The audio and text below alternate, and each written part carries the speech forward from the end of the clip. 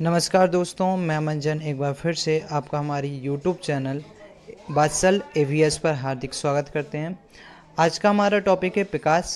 इस टॉपिक्स में हम जानेंगे कि पिकास के ऑब्जेक्टिव के बारे में।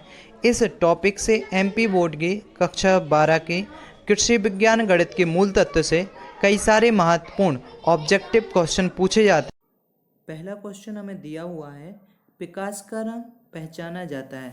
हमें बताना है कि पिकास का रंग किस कारण से पहचाना जाता है। तो पहला ऑप्शन दिया हुआ है तरंग दैर्ध्य से, दूसरा है वेग से, तीसरा आयाम से, चौथा इनमें से कोई नहीं। तो हमारा यहाँ पे पहला वाला ऑप्शन सही माना जाएगा कि पिकास का रंग जो है तरंग दैर्ध्य से पहचाना जाता है। अब चलिए जानते हैं दूसरी क्वेश्चन के बारे में। दूसरा क्वेश्चन हमसे क्या बोलता है? तो दूसरा क्वेश्चन हमसे बोलता है नित्य लेंस उत्पन्न करता है। नित्य लेंस क्या उत्पन्न करता है हमें वो बताना है। तो नित्य लेंस उत्पन्न करता है रेटिना पर एक वास्तविक और उल्टा प्रतिबिंब। दूसरा दिया हुआ है वास्तविक और सीधा प्रतिबिंब। तीसरा दिया हुआ है रेटिना के सामने ऊर्ध्वाधर प्रतिबिंब। चौथा दिया हुआ है रेटिना के पीछे ऊर्ध्वाधर प्रतिबिंब। तो यहाँ पे फर्स्ट वाला ऑप्शन जो दिया हुआ है वह हमारा सही होगा। रेटिना पर एक वास्तविक और उल्टा प्रतिबिंब नित्य लेंस के द्वारा उत्पन्न किया जाता है। अब चलिए हम जानते हैं अगले क्वेश्चन के बारे में कि अगला क्वेश्चन हमसे क्या बोलता है। तीसरा क्वेश्चन दिया हुआ है सूर्य ग्रहण के लिए आवश्यक है। तो पहला ऑप्शन है सूर्य ग्रहण के लिए क्या आवश्यक है। तो सूर्य ग्रहण के लिए सूर्य पृथ्वी और चंद्रमा के बीच में आ जाए। दूसरा है पृथ्वी सूर्य और चंद्रमा के बीच में आ जाए। तीसरा है चंद्रमा सूर्य और पृथ्वी के बीच में आ जाए, या फिर इनमें से कोई नहीं। तो यहाँ पे जो थर्ड वाला ऑप्शन हमें दिया हुआ है वह सही माना जाएगा, चंद्रमा सूर्य और पृथ्वी के बीच में आ जाए। क्योंकि जब भी सूर्य ग्रहण होता है तो चंद्रमा सूर्य और पृथ्वी के बीच में आ जाता है, तब जाकर के सूर्य ग्रहण होता है। और अभी कुछ समय पहले ही हमारे यहाँ पे सूर्य ग्रहण हुआ था अमावस्या के दिन। तो एक क्वेश्चन इसमें ये भी पूछा जाता है कि सूर्य ग्रहण किस दिन होता है। तो हमें इस बात का भी विशेष रूप से ध्यान रखना कि सूर्य ग्रहण अमावस्या के दिन होता है। चलिए अब हम जानते हैं अगले क्वेश्चन के बारे में कि अगला क्वेश्चन हमसे क्या बोलता है। तो अगला क्वेश्चन दिया हुआ है फोर्थ वाला, एक वस्तु का प्रतिबिंब आंख की रेटिना पर बनता है। हमें बताना है कि वस्तु का प्रतिबिंब आंख की रेटिना पर कहाँ पर बनता है। तो पहला ऑप्शन दिया हुआ है वास्तविक और उल्टा बनता है। दूसरा है आभासी और उल्टा होता है। तीसरा है आभासी और सीधा होता है। चौथा दिया हुआ है वास्तविक और सीधा है। तो यहाँ पे जो पहला वाला ऑप्शन है वो सही माना जाएगा। वास्तविक और उल्टा प्रतिबिंब में जो होता है वस्तु का प्रतिबिंब आंख की रेटिना पर बनता है। इसके बाद पांचवा क्वेश्चन दिया हुआ है चंद्र ग्रहण के लिए आवश्यक है। तो चंद्र ग्रहण के लिए हमें बताना है कि क्या आवश्यक माना जाता है। इसके ऊपर वाला क्वेश्चन हमने देखा था सूर्य ग्रहण के लिए क्या आवश्यक है, और अब यहाँ पे हम समझेंगे चंद्र ग्रहण के लिए क्या आवश्यक है। तो पहला ऑप्शन हमें दिया हुआ है चंद्रमा सूर्य और पृथ्वी के बीच में आ जाता है। पृथ्वी सूर्य और चंद्रमा के बीच में आ जाए, सूर्य पृथ्वी और चंद्रमा के बीच में आ जाए, या फिर इनमें से कोई नहीं। तो यहाँ पे हमारा दूसरा वाला जो ऑप्शन है वो सही माना जाएगा। पृथ्वी सूर्य और चंद्रमा के बीच में आ जाए तब जाकर के चंद्र ग्रहण होता है। और इससे ही संबंधित एक और क्वेश्चन हमसे पूछा जाता है पेपर में, चंद्र ग्रहण किस दिन होता है। तो चंद्र ग्रहण जो होता है पूर्णिमा के दिन होता है। इस बात का भी हमें विशेष रूप से ध्यान रखना है। अगला क्वेश्चन दिया हुआ है अवतल दर्पण का उपयोग किस दूरदर्शी में किया जाता है। तो अवतल दर्पण का उपयोग हमें बताना है कि कौन सी दूरदर्शी के लिए अवतल दर्पण का उपयोग होता है। तो पहला ऑप्शन दिया हुआ है परावर्तक दूरदर्शी, दूसरा है जरा दूरदर्शी, तीसरा है निकट दूरदर्शी, और चौथा दिया हुआ है इनमें से कोई नहीं। तो यहाँ पे हमें बताना है कि अवतल दर्पण का उपयोग कौन से दूरदर्शी के लिए हम करते हैं। तो अवतल दर्पण का उपयोग होता है परावर्तक दूरदर्शी के लिए, यानी कि पहला वाला ऑप्शन हमारा सही माना जाएगा। चलिए देखते हैं सेवेंथ क्वेश्चन के बारे में कि सेवेंथ क्वेश्चन हमसे क्या बोलता है। शुद्ध वर्ण क्रम में सीमांत रंगों का क्रम है। हमें बताना है कि जो शुद्ध क्रम होता है उस क्रम में सीमांत रंगों का क्रम कौन सा होता है? पीला हरा होता है, लाल या पीला होता है, बैंगनी एवं पीला होता है, इनमें से कोई नहीं।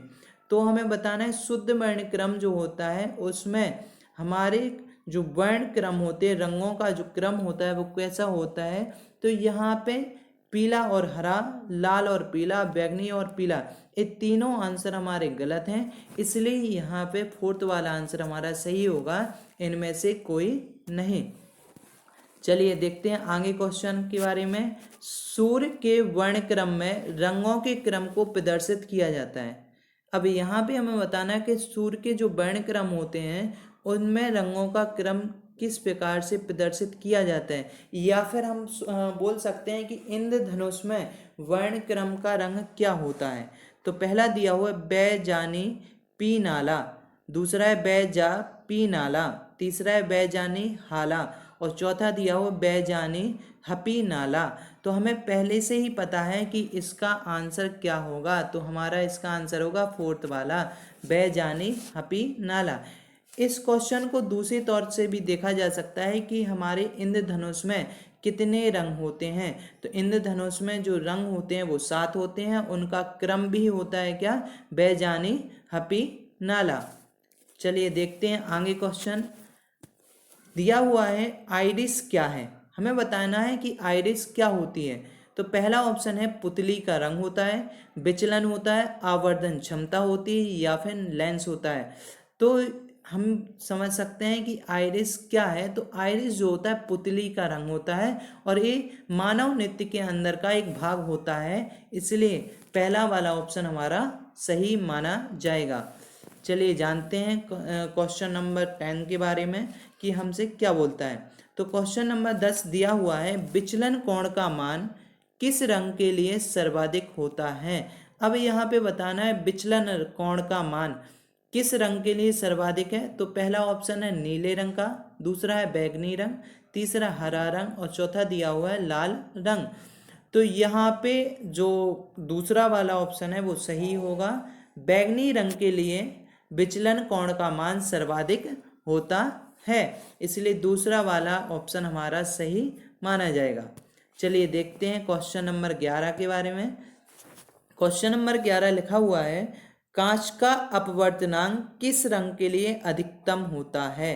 तो पहला ऑप्शन हमें दिया हुआ है हरा रंग, दूसरा है लाल रंग, तीसरा है बैंगनी रंग, और चौथा दिया हुआ है इनमें से कोई नहीं।